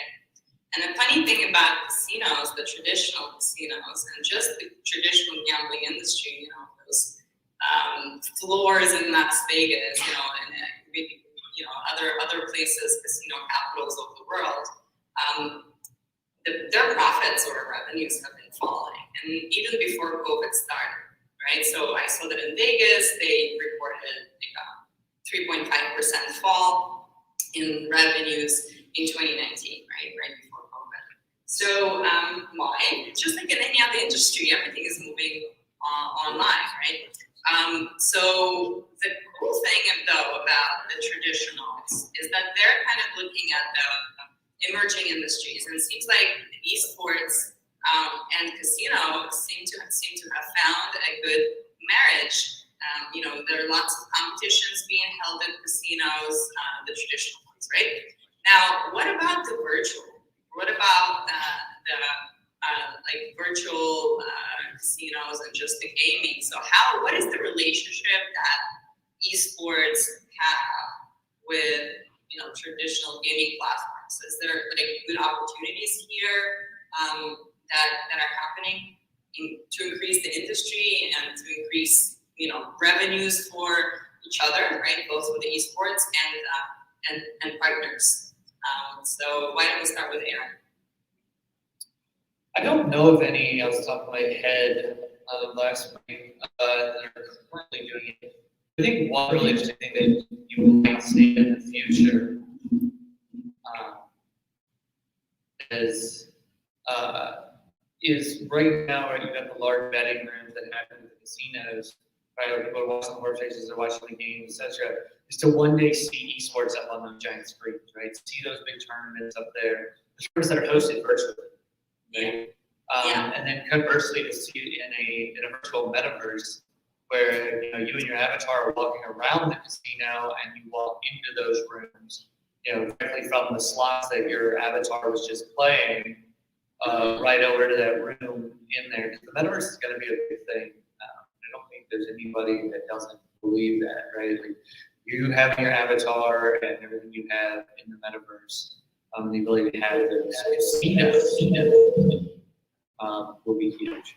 So that's really, really interesting, Aaron. I didn't, if we explore that further, you're walking in like a decentralized casino, and then you're seeing an esports tournament, and then you walk there, the rest of the people in the casino, and then watch you on the screen over there, right? And then you can, but the thing, you can bet from the casino on that game, right? So but if you're a pro player, then you're also there. So it's kind of freaky, but really cool. Last, you have something to add? Yeah, I agree. This is a big opportunity for casinos and metaverse. Entirely hard to get it right. Nobody right now know how the shows work and look like because it's a new area. But the options are limited. I can do anything. I can start playing a game, others can watch me, bet on me. So many possibilities I can have there. I can watch the sport titles, I can watch the odds of the players, just bet on them, what they see, what they don't see, the replay, like so many options for the casinos. Casinos is a big problem that they need to attract the young audience. They don't know how to do it. That's why they are experimenting with esports, how they do the tournaments and everything, but they're trying to attract the audience. They don't like slots, so there is still a lot of work which is being done to find a very good marriage between the casinos and esports. But I believe it will take some time, but there will be very good synergies. People will be coming to it just for it. All right, we got a question here. How are NFTs valued in the gaming space? In reality, Sotheby's will value art. So in reality, Sotheby's will value art. So how does an NFT create its value? Aaron? Unmute. Sorry. So the thing is, the crypto space and the NFT space is one of the terms of capitalism, supply and demand right now, right? So the NFT value is based entirely on the demand, right? And how do you create that value? You create some hype. It comes from somebody that is very well known, right? Or someone very well known owned it. Or if it's an NFT that's a functional item within a game, then maybe that item has significantly stronger abilities, powers, etc. Or it was used famously in some tournament with some crazy upset, or it was used by some famous player. It's instead of looking at NFTs as digital blocks of art, when you start talking about it in the gaming space, look at them like maybe Babe Ruth's bat or a signed baseball, or get it as just this digital thing. If you start thinking about it in that realm, then you're now connecting your kind of metaverse thinking with the tangible universe that we live in. And that's kind of how NFTs can create value. So a lot of this is speculation on how big the metaverse is going to get. Yeah, completely agree. It's of course about, when you have some limited edition, like 10 pieces of something, and then it's limited, when it's coming from someone who is already known, who is famous, then it will get some value. Exactly, I was speculating that the value of this item will grow with the time, because you believe that that person will do anything like this, and you have a unique proposition. So I completely agree that it's like signed baseball bats from this super match, which was 10 years ago. So same thing for the NFTs. So the value is ultimately based on how much are you willing to pay.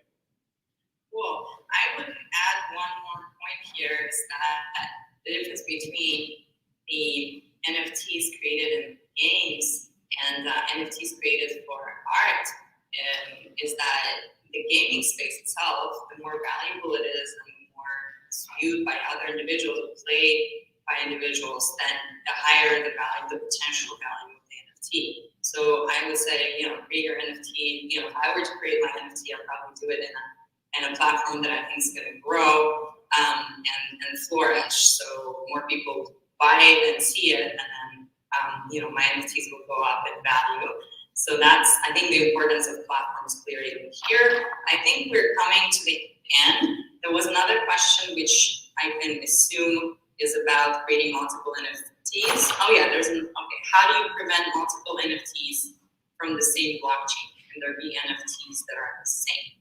So what do you guys think?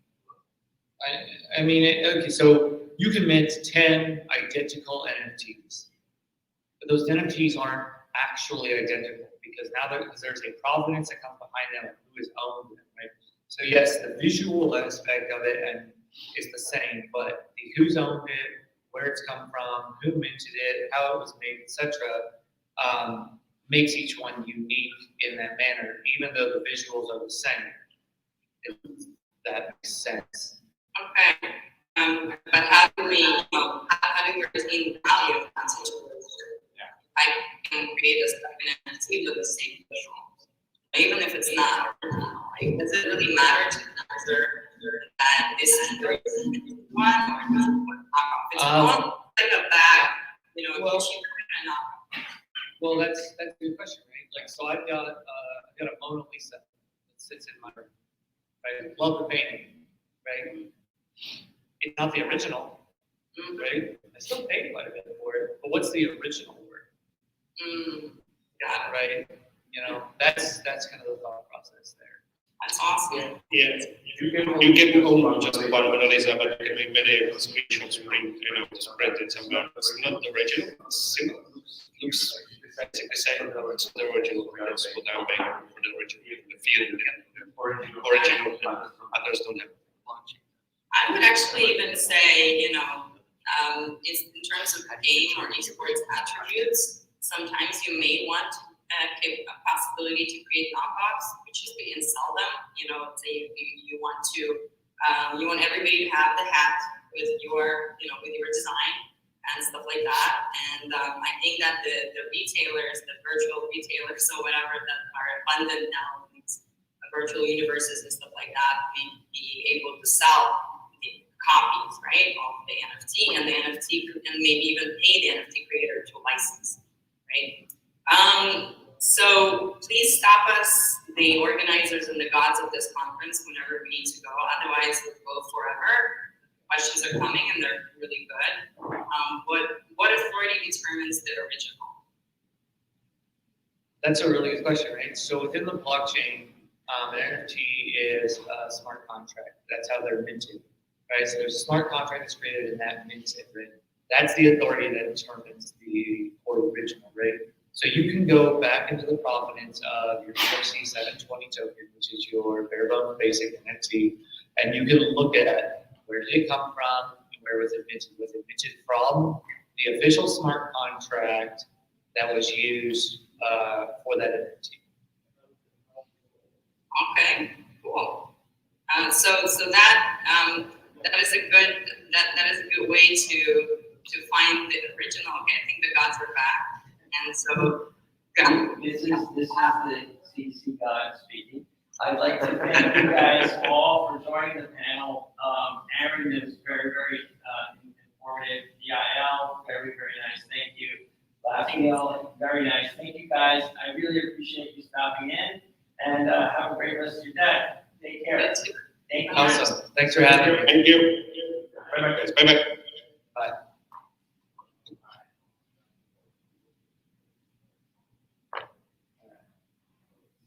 So they are.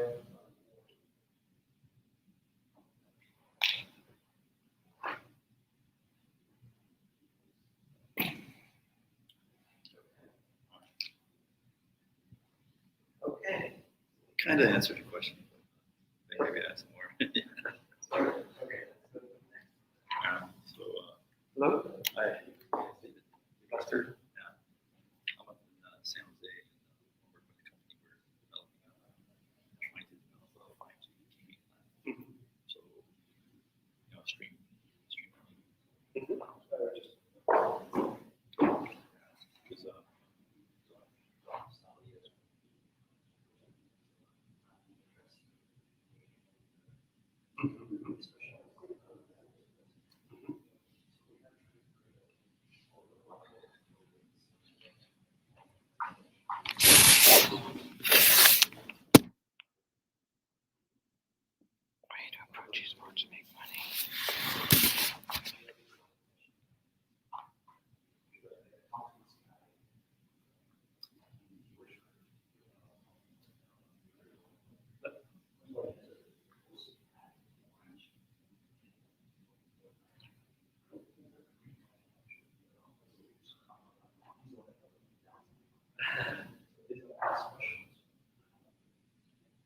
Hi, Ryan. Hey, how's it going? Yeah, we're gonna have sort of like a both virtual and in live panel. Cool. Waiting for Roderick. The reason why I asked why the social screen is concerned is because you're being projected onto the projector. Cool. Like the floating head from Oz. That's down with that. I thought there's a pretty cool background here. So we can have the. I was just waiting for my friends to come in. One of the virtual is Roderick helping you. And then, so if you want to do moderating, right? Yes. Okay, so, you can just ask the questions and then, you would hear, are not even here live at different times. And, Okay. I gotta check to see who those people are, and then I'll get back to you, so just hang out. Okay, sounds good, man. I'm gonna put you in something for your background. Yeah. Oh, also, thanks for being flexible. My wife is like really paranoid with COVID, so and she's like idiot, and she was like freaking out. So I apologize in advance. I'm going for your permission. What happens if you suddenly become pregnant? Yeah, that's me. Who knows? Everything's crazy. I appreciate it. All good. I'm so sorry. Yeah, don't worry about it. I'm gonna be back when we're doing it. Yeah. Well, sounds good, man. Bye. It's something,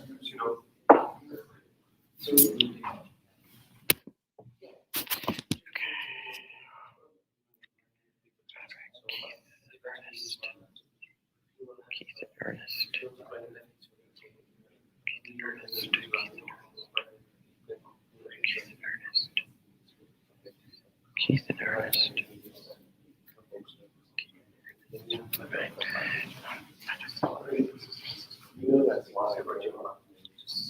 That, yeah, Keith is supposed to be up there. That's why. Yeah, I know. Like nothing. Show you. Well, no, it says go live. I haven't gone live yet. Go on. Really? Look. Yeah, from that. I didn't hit the stream. But I you're seriously on the fence. So why? Why is coming?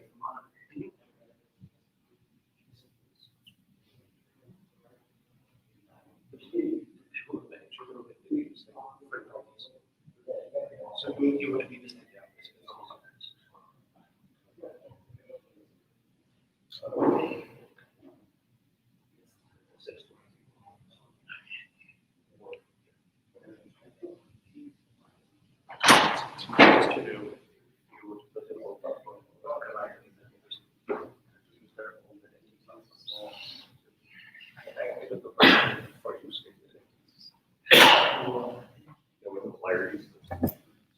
Huh? Yeah, but no, it was supposed to be Ernie Stevens, but he's not here. And Glenn Platt. I don't think. Bill, do you know where Glenn is? He's teaching a class. Oh. He should be finished here. Okay. Okay. So you're gonna talk on what's this first?